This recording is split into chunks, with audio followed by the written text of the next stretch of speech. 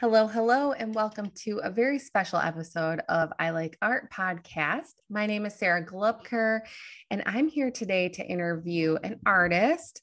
And we're actually going to do something a little bit different. We are going to have a two-part episode.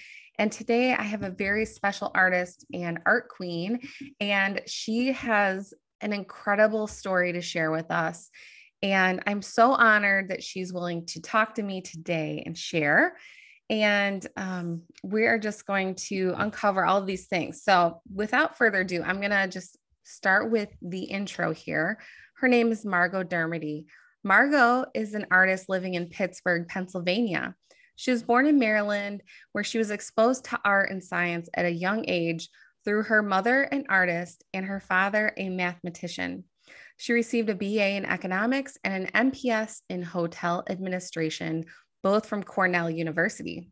Margot has lived and worked in San Francisco, New York, Boston, and Nashville.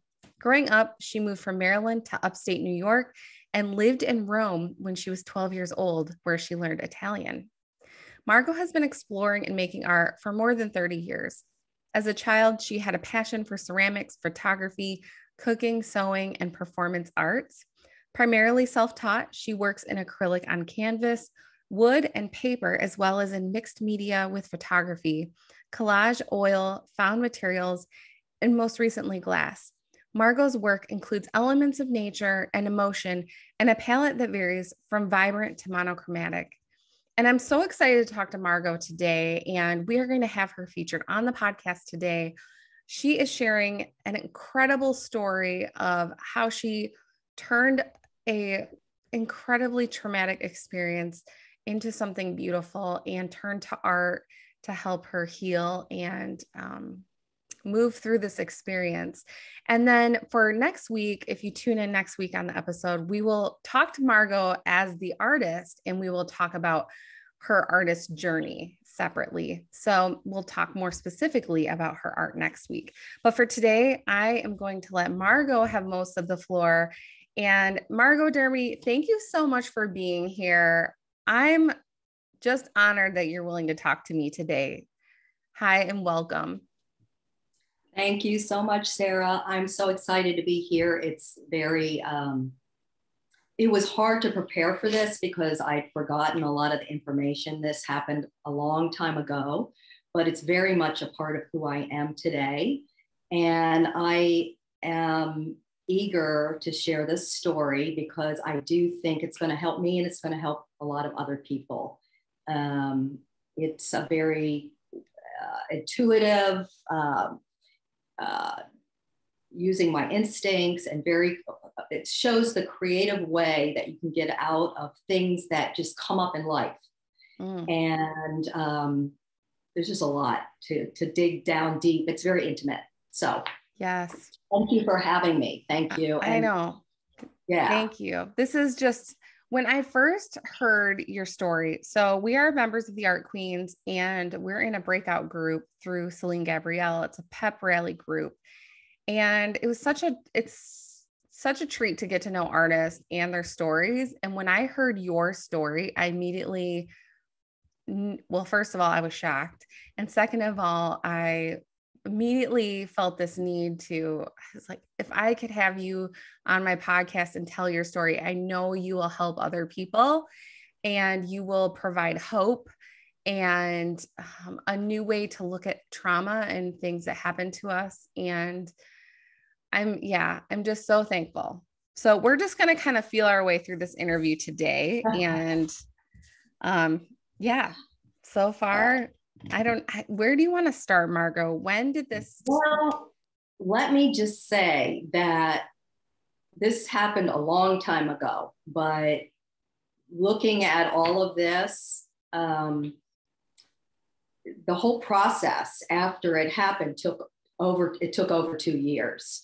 So it changed my life. I guess I just want to say that. And I think what I'll start is just tell you, it happened to me. I was kidnapped in my car, and it was at a YMCA. And I'll just start telling you the story. I had to write these notes because I was in a preliminary trial. And then the person who did this to me was jailed for 2 years. And then there was the final trial, which at that point, I'll tell you what happened. Mm-hmm. But let me go ahead and tell you the story because it is very much a part of my life. And I do feel that everybody needs to be aware that things like this can happen at 11 o'clock in the morning on a sunny, beautiful day in March.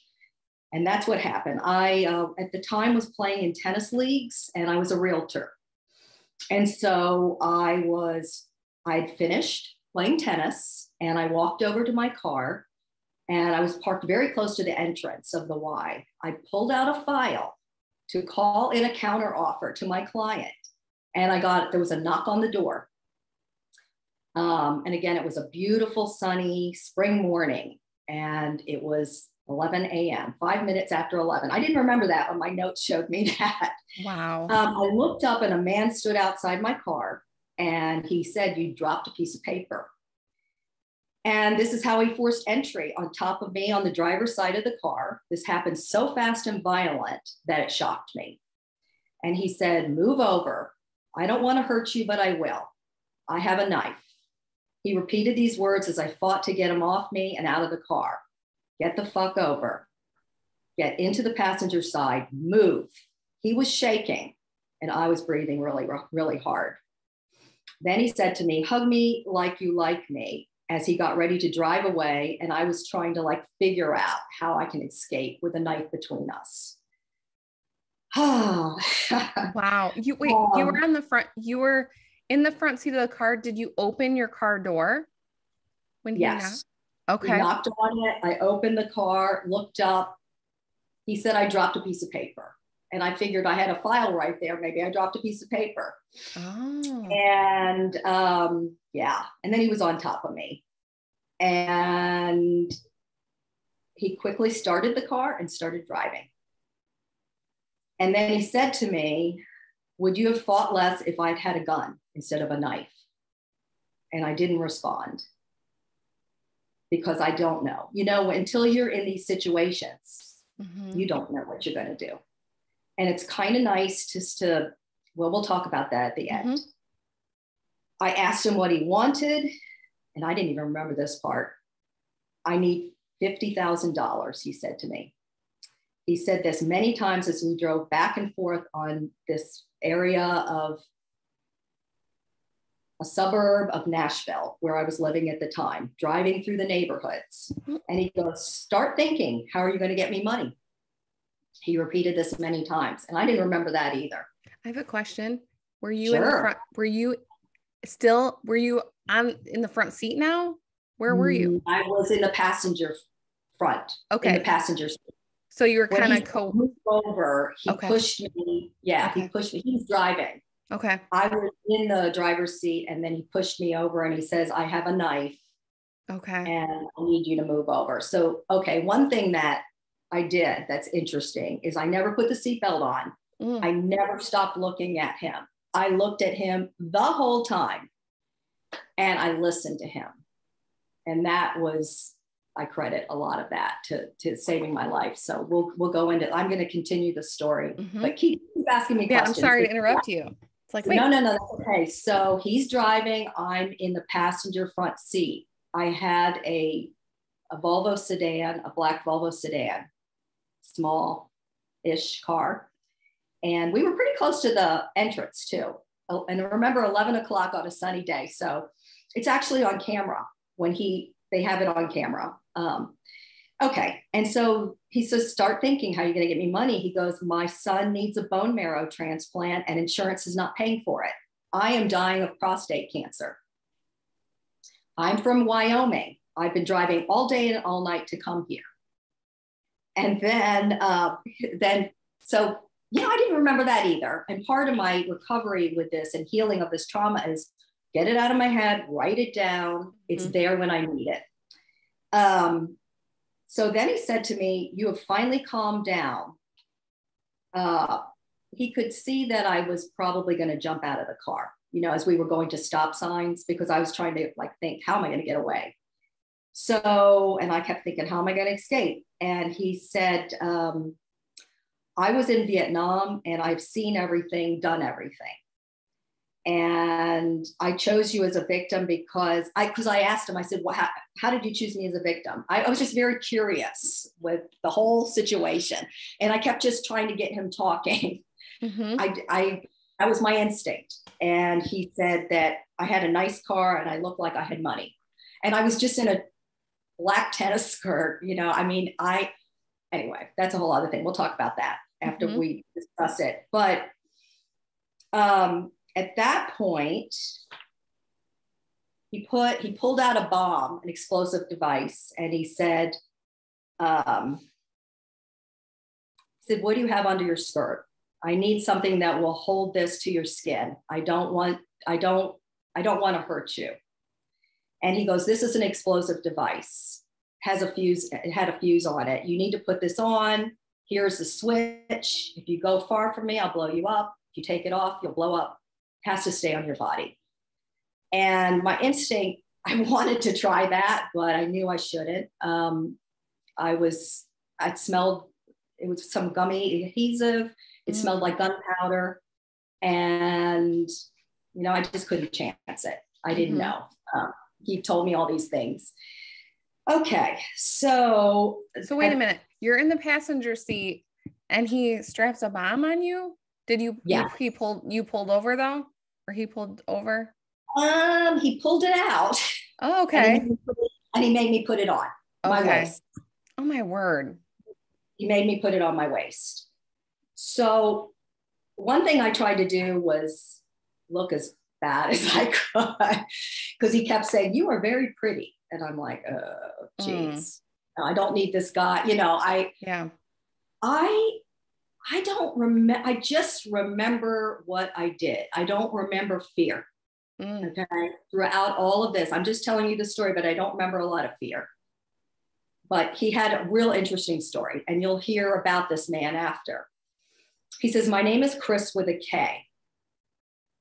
And he never asked my name or wanted to know. He didn't want to know what I did, where I lived, what my husband did. And I didn't say anything more than he works at this place. I'm a realtor.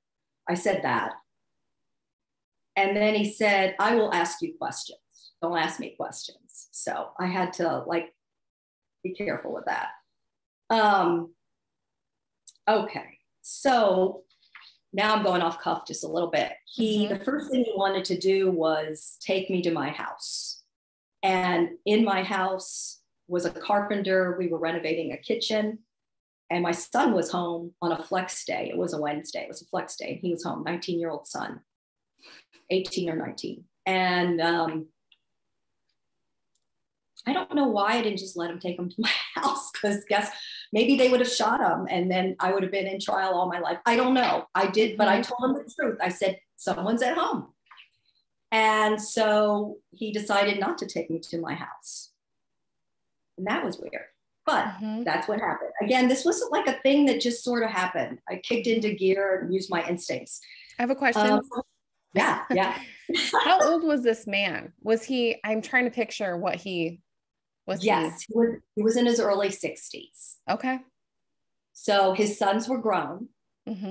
And I'll tell you more about him after. Okay. But yeah, he had a black hat on and he had jewelry, and he said he was from Wyoming and he was dying and his son needed money and he needed a whole lot of money. Okay, so we're driving around and I'm trying to think, what do I do? What do I do? I know, I'm just looking at him, listening to him. He doesn't want to know my name. He just wants to tell me a whole lot of stuff. And finally, this is when we started to sort of figure things out. And I had to get really creative and figure what I needed to do. He said, where is the highway and how do you get to St. Louis? And we were in a country suburb at that point because we were driving around the neighborhoods. I was petrified. Finally, I got the fear kicked in about being taken on the highway and going out of town. And I said, okay, we got to figure out how to get you money. And I suggested a bank. And he thought, and this was the ultimate negotiation of my life. Remember, I was in real estate. I knew how to negotiate. What is your interest? What is my interest? Come together. And so that's why I was asking him questions, listening to him to try to figure out how I could get out of this whole ordeal, shocking ordeal. Mm-hmm. But I was very present, very present. And again, I didn't even look out the window. I didn't cry. I didn't scream instinctively. I just listened to him. So he says, oh, good idea. Call the bank and find out how much you can withdraw from an ATM. So I take my cell phone. I call. It was a bank. I'm not even going to say the bank at the time. It was a local bank or a regional bank. So I called and found out how much we could take out of the ATM. And so he says, okay, we're going to go to a bank and do that. I said, okay, let's do that. I mean, I'm willing to do anything to get back to my freedom. My son was going to graduate from high school that year, and he was on a soccer team ready to play state.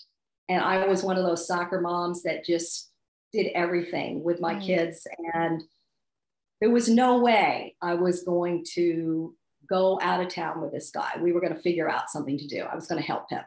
Okay. So we withdrew $500 from the ATM, and he circled the branch and he said, too many cops in here. He stopped at a local convenience store and he said, get some wipes to wipe off the fingerprints. You go in. I don't know why I wrote this down, but he says, are you hungry? I came back, there were no wipes, with Kleenex, and we started wiping down the steering wheel. So I said, why don't we go back to the branch where I live? They know me there. So we go back there, we circle the bank, and he dropped me off and he waited in the parking lot next door and he said, you have 10 minutes to withdraw. Oh, back up. I don't know. I don't have these in the notes, but he said, after he, with the ATM, he said, how much money do you have? Put it on speakerphone. Ask how much you have in your accounts. I had taxes due. I had a renovation to pay. I happened to have 4 accounts with decent amount of money. And usually we were not in a cash rich stage at that point, but I had a lot of money. And he made me write it down. And I was kind of like, I'm not the neatest writer. My pen is really bad. So I'm scribbling it down and he looks at it and he missed like $10,000. And I said, yep. He says, is that right? Is that what you have? I said, So he said, we made a plan for me to get that money out of the bank. And I would do anything to get my life back and be in freedom. So we drove to my branch and he said, I have 10 minutes to go to get the money. And I felt like I was doing the ultimate performance of my life. I went in there and I said, I need to withdraw this money. And I had my purse. And it happened to be a TJ Maxx bag. It wasn't like fancy designer, but it was big. And so I have a thing about big bags. I like little bags now. But anyway, so I go in with my bag and I asked to withdraw the cash. And this teller who I'd never seen in my life with long curly hair, wavy hair, was there. And she says, we'll have to do a transaction analysis. And I said, that's fine. Anything you have to do. And I just shut up. And they did a transaction analysis. They gave me the cash. Boom, boom, boom. I put it in my bag. And I did say to him after, he said to me, you have 10 minutes to withdraw and come back with the money or I'll blow you up and everyone in the bank. Oh my gosh. I know. After this is over, you will report this as a bank robbery and we'll get your money back. And I'm like, whoa, this is so interesting. This guy is like, he doesn't want to know who I am. He's telling me all this stuff. The stuff was lies. I'll go into it after. And he's telling me he's now wanting to help me. Why? Because I listened to him and made friends with him. And you've heard about criminals like feeling sorry for their victims and that's kind of what I tried to do, is just stay with him, help him out so I could get back. So I asked him, I don't remember that I did this too. I was really gutsy. I asked him several times, have you done this before? And he answered, no, this is the first time. Oh my gosh. He lied the whole time anyway. So why would he said, I swear on my son's life, and that's better than God. I've already done too much in my life. God doesn't mean anything anymore. That's what he said to me. Wow. And then he said, I need your driver's license. I want you to wait until 3 p.m. So it was like 2 hours to contact the police. If not, I will come find you. I want your credit card too. And I'm getting as far away from Tennessee as I can, and I will never come back. Oh, I have a question. Yeah, it's okay. So how did you give him the money and know that that was a done deal? Did you just not get in the car again? Okay. Yeah, I missed that. Yeah, because these are just notes. I got in the car and he goes, give me the money. And I went, no, you're going to drop me off and then I'm going to give you the money. I just hung on to my money. We did make the plan. We made the plan that if I got him the money, he would drop me off. Oh, okay. That's why he would leave. He asked me if it was a GPS, and I had a GPS in the car before we had all the navigationals on our apps. And so I had a fancy navigational in my Volvo, and he said, I'm not going to be able to take this car because they'll be able to track me with the GPS, but I'm going to drop it off somewhere. So he asked me for the money. I said, no, you drop me off first. I'll give you the money. And he did forget to take my credit card, and I didn't offer it. He did have my license, which never was found. And now I'll tell you a little off the cuff because I didn't write a whole lot of things down. So that day, so I get back. So my son again was home, and I call him. He actually dropped me off behind a police station. He didn't even know that.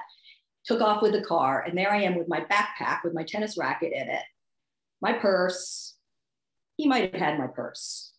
He probably had my purse filled with the money. Okay. And I really prefer, actually, I signed an affidavit with the bank that I wouldn't share like things about that. So I'm not going to share on that. But I called my son. He came and picked me up. Then I went home and showered, and I was just a sweaty mess, having played a tennis match and survived 3 hours. It was 3 hours in the car. First hour was driving around, the second was making a plan, and the third was executing the plan. And then I called the police, but I waited the 2 hours before I called. And of course, they thought I was sexually assaulted, because why would I go home and shower and everything? And I want to stop and say, I'm absolutely shocked that I wasn't hurt. It was a miracle. Of course, psychologically, and there's a lot still that goes on with this story, but I didn't even get a cut with the knife or the bomb. Oh, I did ask him also. I said, we're taking this bomb off before I got out of the car. So he took the bomb off me. He took off with the knife in the car and my license and the money. I was like, thank God, I'm free. And I called my son, and throughout the whole thing, Sarah, I never thought I was going to die. Never. But I just trusted that, I call it higher power, universe was with me the whole time. I wanted to survive. And it was just this big instinct. And so at that point, I was interviewed by the detectives of the suburb that I lived in, and I asked them if they would keep me anonymous at the time. And I don't mind now telling the story. It's been a while. All the people, well, and I'll tell you what happened in terms of preliminary hearing or whatever, but so they kept me out of it. They made me identify him and the voice. And that was really hard because he was all in kind of costume. And they said, is this a person from Minnesota? And anyway, the guy was from Minnesota, and he was an ex-police officer. And I'll tell you a little bit more after about him. But that's why he knew what to tell me to do. And I am convinced he's had several people.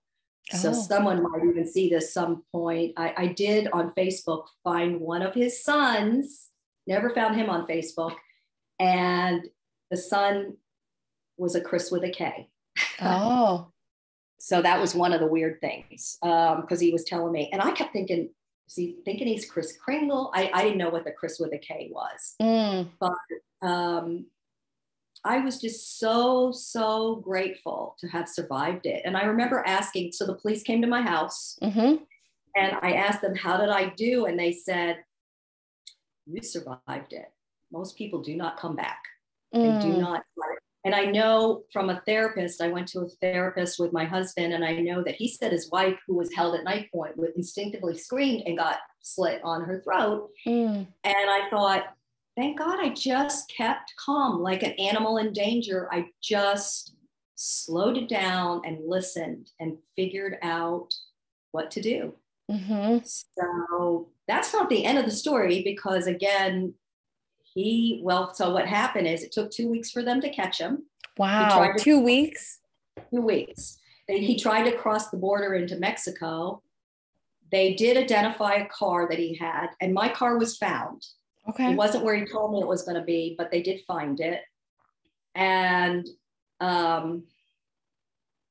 was a little scary that 2 weeks, just knowing a person was out there and he had my ID.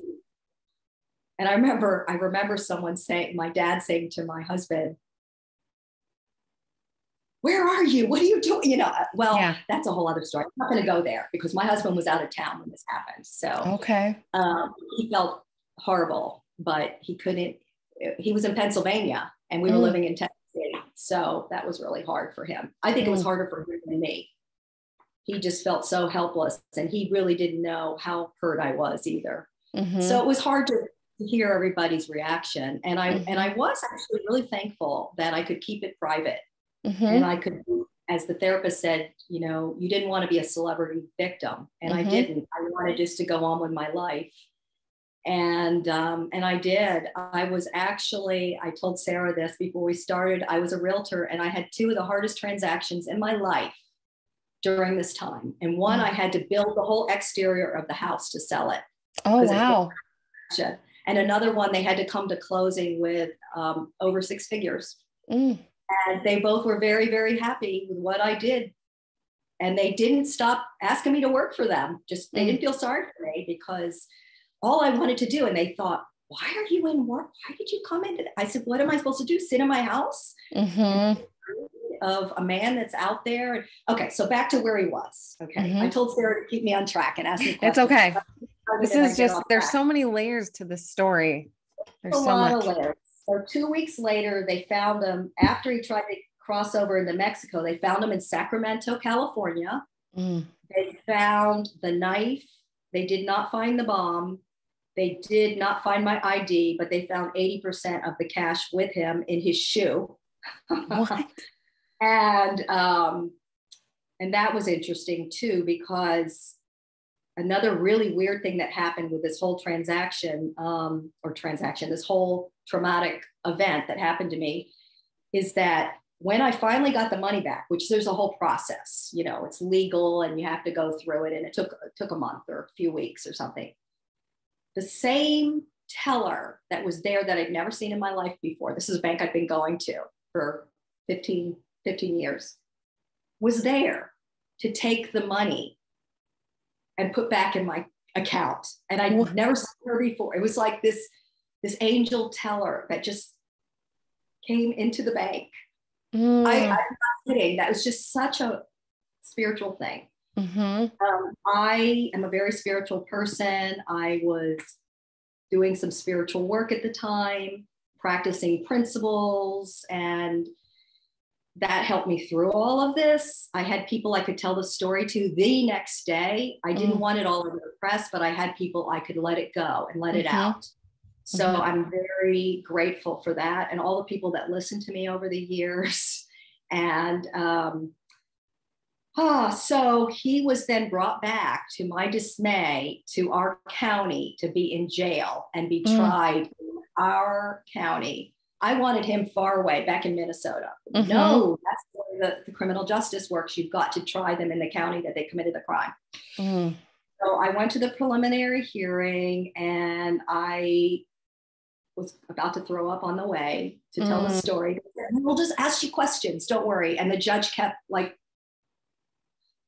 and what else happened? He had his mouth open if you're just listening. He Mm-hmm. just couldn't believe what the story was. And he kept saying, continue and continue. And I wrote all these notes down, and then I couldn't bring them into trial. So whatever came out, came out. But at that point, everybody, you know, my spiritual force was with me, and that's how I got through it. I kept calm, and he was watching me tell the story, and he was like, really? Oh. I thought I was a nice guy. He said to me at the end, I was nice, wasn't I? Oh my word. I know. So should I jump to the, I have a few questions. Yeah, let me take your questions. Yeah. Okay.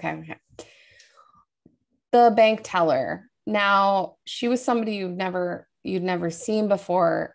How do you feel it would have played out if it was somebody that knew you? Do you think they would think that was out of character or weird? I was determined to not tell anybody. You know what the bank told me? They would put me in a vault if I told them what was happening.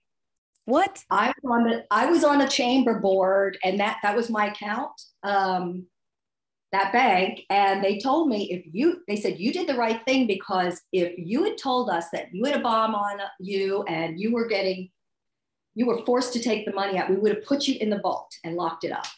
What? So if that bomb was truly real, which who knows, the bank would have blown up. So I was determined, and this is where the performance art comes in, the creativity. I was determined to do the biggest performance of my life.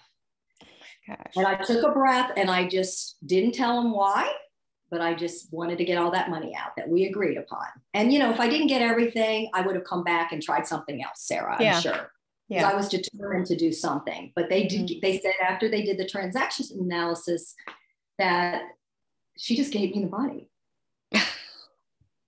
So she just had to see if we really had all the money in there. And I guess she just wanted, I swear, maybe I never investigated, like, is that person real? Did she work there for a long time? I never really got that deep. You know, like people would ask me these questions. Was that bomb real? And I said, I don't know, but I wasn't willing to pull it off and get blown up. I smelled it. And this guy said he'd seen everything in Vietnam, done everything. Yeah. So I just did what I thought I had to do to survive. And okay, other questions. Did you watch a lot of crime shows where you knew what to do? Because I think if Sarah was in the front seat, I would have curled up in the fetal position and just started crying or something. Like, I don't know. One of my favorite shows when I was a kid was Perry Mason. So courtroom drama, but that's not really a crime show. My husband and I used to like to watch crime shows before there was network TV and we got too busy to watch shows or whatever. But we did like to, but here's why I didn't do that. I had been in a lot of recovery rooms for years, 10 years. And I'd listen to people share stories from their heart. And I learned how to listen.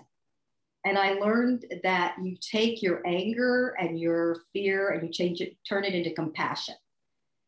So I pulled this compassion out of me for the man. I did feel sorry for him. I didn't think he was telling the truth.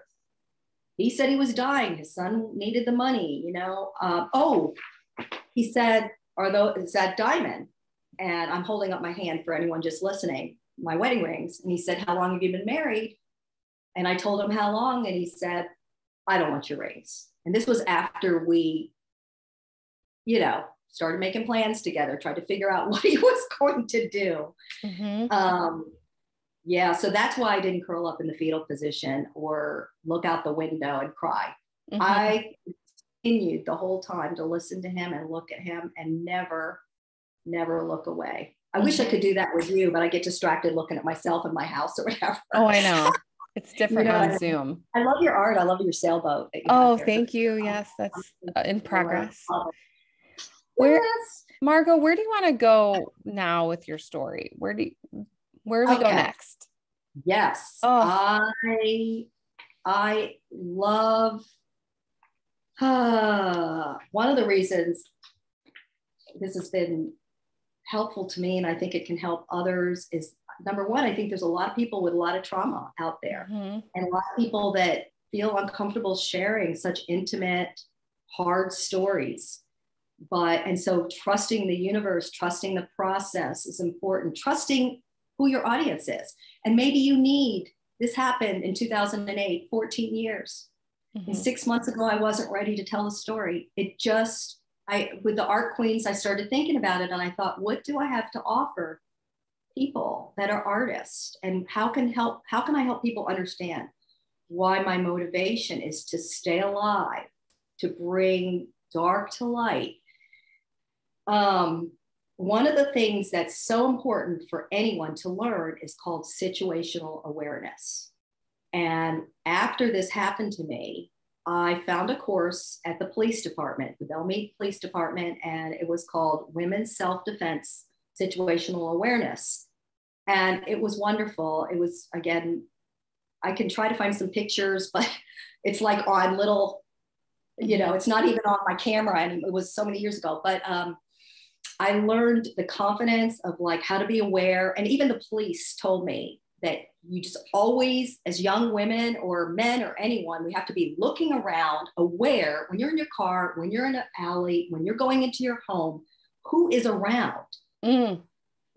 Does anybody possibly, there's so many guns out there. There's Mm-hmm. so many people that feel the need to protect themselves. You can learn how to kick people at the right, like in their knees, and only use 7-8 pounds to take them down. And so anyway, I did this course, and it gave me confidence, and it made me feel better. But situational awareness for people that are zoned out on their cell phones, Mm-hmm. they're distracted. I had a physical file. I was distracted. Mm-hmm. So I really think that's a big thing. Mm-hmm. And also, I think that being creative and trusting your instincts and keeping calm to survive danger is a very important practice. Animals do it when they're hurt and they're in the wild. They go out and they just go slow. Or if you're interacting with them and they're fighting, if you just chill yourself down, they feel your energy, and slowing it down is important. I also think it's important to share and I've been trying to find my voice, to share the story, to connect.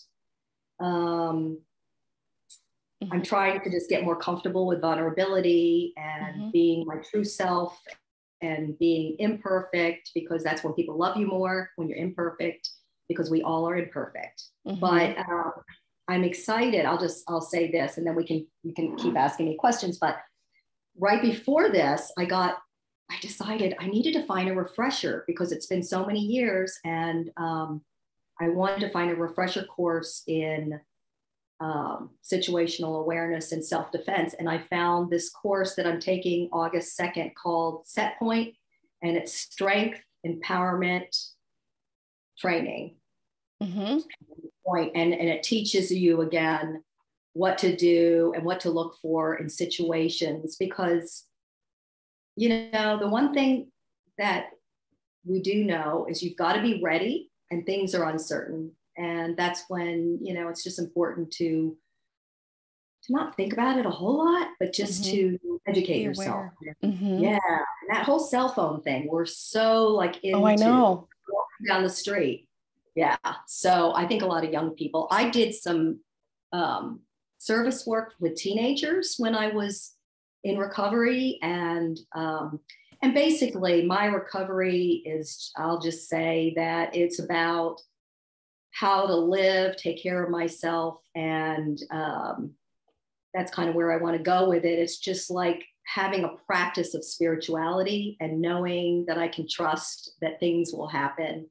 And I have great groups of people that I can share with, which is just really wonderful.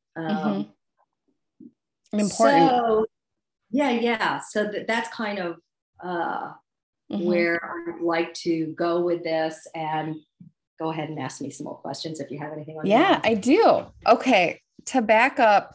So because I think my listeners are really going to want to know a little bit more about this person. So they had a trial, and then what happened? I do Oh, want I to circle forgot back about that. to how art has come into the picture for you. But before I Yes. get to that, what happened to this man? He was Okay. caught. He went to Yep. trial. He was caught. And we went to our preliminary hearing, which showed immediately that it was probable cause. So he was jailed without bail. And that was the first judge where he listened to my story. And he goes, I don't think we have any doubt. Probable cause. He goes to jail. It took 2 years to get the information they needed. And what they found is that he, in addition to being an ex-police officer from Minnesota, which we all know there's a lot of stuff that's come out of that location, and things that have triggered me, like George Floyd and police and everything. Although I love police. When you're in trouble, I want protection and safety. But anyway, he was found not, well, wait a minute. They also said that this man was had bipolar disorder, and he was off his medication. Mm-hmm. So because of his mental illness, they found him not guilty during the act.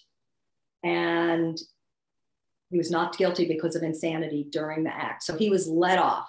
And I remember distinctly taking that phone call from the district attorney and just being shocked, like, you got to be kidding. This man with 7 felony counts for kidnapping is going to just walk.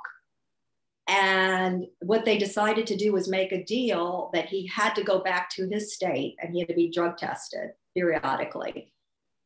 And she said, do you want him just to walk out of the courtroom? And I said, no. And then the other thing that we all thought was going to happen is he was going to go to prison. They would have given me a website, and I would have followed this man for years until he was released. Oh, really? That's what they do. as a victim, which I never considered myself a victim. I always thought I'm a survivor. I didn't want to be a victim. It happened. Yes, I guess I was. But so I was pretty upset, but I came to peace with it, because then I thought, go, you are gone. You're out of my life, go. And I won't have to, I'm done. I can let it go now. I can live my life. And what it did for me is I knew that I was going to do what I wanted to do. And really, it started years ago. And when you hear my story with Art Moms United, you'll know that I've been doing art since my kids were little, and I took watercolor classes, and I didn't have time because I was very successful in business and I made a lot of money, and that's how I saw myself. And after this happened, I said, I'm going to live every day like it is my only day. And I'm going to go back to things that give me absolute joy and experience the process. And a few years later, I got a horse, because that's what I wanted when I was a kid. And I started dancing and gave up racket sports after it took me down. I broke my shoulder. I went back on a lob, and I don't know. So I still love racket sports, but I started doing very creative things. When I was teaching, I was loving the courses that I designed. And I knew that when I could, I would just drop all the business things. And of course, I found out that art is about business too. But what business things? Focus on art. I was going to focus on art. And I don't know, it just, and really, my art has always been about my feelings, and people don't understand it a lot of times, but I remember taking some courses in the beginning and just saying, I just, my hashtags were abstract feelings. Like I want to just let go and let my art take over. And I didn't know where it was going to end, but it was going to be a beautiful experience and very spiritual. And I don't think people knew what to take of me, because when I came here to Pittsburgh, they were like, you need to become a member of Associated Artists of Pittsburgh, and you need to jury. And I thought, I just make my art and put it out there. And they're like, no. And being a very, I don't know, I did things the way I needed to, and I built my resume in a very logical way. Mm-hmm. I thought, okay, fine. But it really pushed me down. And I had to find someone to help me with creativity, Mm-hmm. because she finally said, you can do whatever you want to do. You can make weird art. You can pour things onto canvas. Mm-hmm. You can run around your art. You can. And I finally got permission, because wow, I mean, all of a sudden I get imposter syndrome. And, I was like, what am I doing? But then I remember taking a course with Kat, and I highly recommend Ekaterina Popova. She's Yes. excellent. Been listening to her for years. Mm-hmm. She, with the art and cocktails, and then create, Mm-hmm. gave me so many tips. And I said this on the other podcast. She really helped me just know that I could do it, and it's fine. Mm-hmm. So I ended up telling the story a little bit there, and Mm-hmm. just started to kind of come out and say, okay, I'm going to do it my way. My Mm-hmm. marks are my marks. My art is my art. I don't have to, I could do it the way I want to. Mm-hmm. So this changed me, because Yes. I was very reserved. I was very conservative in a way. Mm-hmm. And I just decided I would just be who I am and be out there. Although Mm-hmm. it's taken time to share this. It took Mm-hmm. Sarah Glupker, who I really love. Aw, I love you too. And, and it just took some courage to say, you know what, this is going to probably help some people. And Absolutely. anybody wants to reach Absolutely. out to me, I'm glad to, take some messages or Mm-hmm. share, I listen. know. I definitely think I'm going to have responses and I'll share them with you as I get them. And the impact of sharing your story, it's the ripple in the pond. And I think you just have no idea what or who is going to be listening. Right. And I want to touch on, Margot. First of all, thank you so much. And how much you have so much courage. And even in the moment of when this happened to you, but how you've moved forward and carried yourself, and how you have you have such a positive outlook, and even how you feel towards the person that did this to you, it's really commendable. And it definitely makes me think about how I view things, or how we place ourselves in the victim role, and how to overcome that. And I think that it's just really amazing to hear your take on it, because what if this was a different person? What if this happened to even your tennis partner? Or, I mean, you wouldn't want that to happen, obviously, but it could have been the car next to you. It could have been somebody else. And I mean, I don't want to say everything happens for a reason, because things don't always happen for a reason. This is just the craziest thing. But the way that you handled it, and now you're able to share it and turn this experience into even your life. I mean, you have made these changes, and you have decided, I'm going to live today like it's, tomorrow's not promised. And even though you say you didn't feel like you were going to die in that moment, it's like a rebirth in its own way. And I mean, not everybody gets a second chance like that, or not everybody can. I mean, I do it. I take every, days for granted. Oh, it's Tuesday. I got to do this, this, and this, and this, and this. But to find that joy, and to overcome, and to seek support. And I think for you to talk about seeking, okay, well, I did overcome this thing. That doesn't mean I really want to learn about self-awareness and self-defense, and to not feel like you've, overcome this one weird thing that possibly statistically doesn't happen to many of us. But to use it as an opportunity to learn and to grow. I think that's just amazing. And it's incredible. I'm just so proud of you. And yeah, thank you.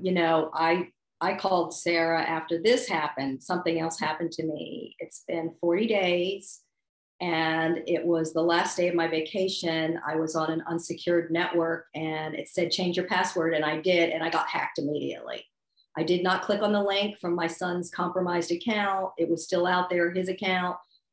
I had the two-factor authentication. And then I took that off because I was like, oh my God, codes were coming left and right, and I got hacked. And we planned for me to do this. And then I said to Sarah, I am feeling the raw feelings of being violated. My identity was taken over and they're putting information out like it's me. It felt awful.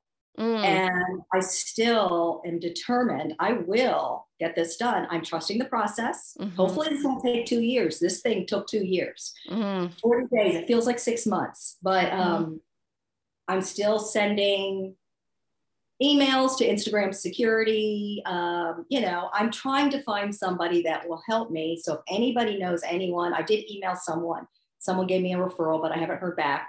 I need a trustworthy person who knows how to navigate the platforms that don't have very many people in customer service. So the old days, I could get on the phone and get anything done. I was so good. Okay, no problem.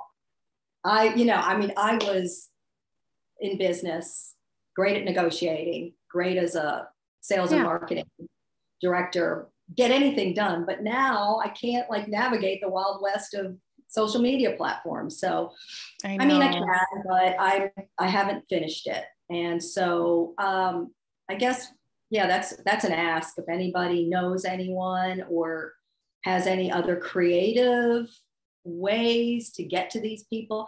When I started posting in my story, they were looking Instagram, yes, and then they stopped. And I went, you know what? Just do it when I want to. I don't need to do it every day.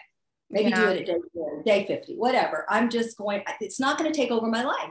And I will say that when this happened to me, when I got kidnapped, it was not going to take over my life. It was not going to be down. It's like when someone has an illness, you just want to keep on going. You want to work at it. You don't want to be, felt sorry for or anything. It's just happened. Oprah Winfrey has a book. It's called, one of my favorites, called What Happened to You? Oh, I'm going to write that down. I'll put that in the show notes. Yeah, it's a great book. What Happened to You? Yeah. Another one that I love Martha Beck, and it's called The Way to Integrity. Ooh. Martha Beck. And it is an amazing story of how to deal with things that get thrown at you in life. So I'll have to look those up. Yeah, really, really good. Yeah, I'll send you if you have any questions about that. I have another. Go ahead. Go ahead. I have another question for you. So this happened, and you had built support around you. And how important is that? And what kinds of support would you recommend for somebody who's been through something that's so traumatic? I mean, family members are one thing, but if you go through something on that level, what do you suggest? Well, first of all, know that you're going to get thrown off course. Okay. I remember having a hard time. I got my work done, but did my finances all get done on time? I was a little off. It's okay. Just know that you got to be more gentle with yourself when you're going through something like that. I would say I'm not big on one-on-one therapy. I like groups because I like to feed off the energy of other people. Okay. And so if you can find a group to share things with, to support you, I think that's been helpful to me. And what I just want to throw out, I should have said this in the beginning. Here's my story. Here's my experience. Take what you like, leave the rest. It's not going to be the right fit for everyone. But yeah, my family was pretty supportive and loving, but they didn't have to do my life. I think just keep on going. When I decided to go into art, I wanted to put, I was a survivor, and then it was just too vague.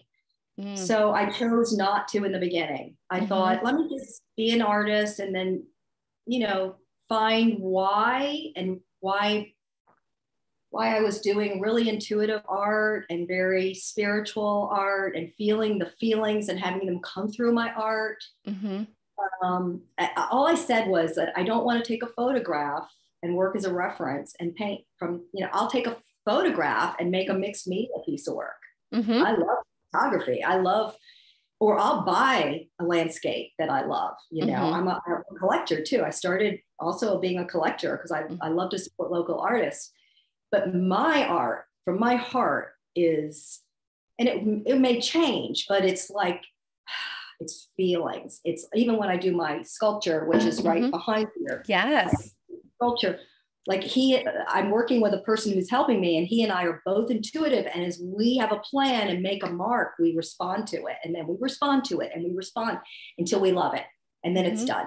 I love that. A warning, if your art sits around your house too much, you might pick it up again. Yes, I know. Work on it. So one reason to give it out, to share it with others, you know. But my big thing, I always told people, I said, it's about my feelings. It's because I was numb to my feelings for a long time. I did what I should do. I was culturally a good citizen. I built my resume. I was successful. I could do anything. And then all of a sudden I had my teenagers and they kicked my butt. They kicked my butt. So if any of you guys want a little compassion about going through teenagers, I'm going to wait till you have teenagers, especially boys, and share my stories with you then. Because I don't know, I don't share stories about them. That's private. Yeah. But I do have some good experiences, and it helped me trust. And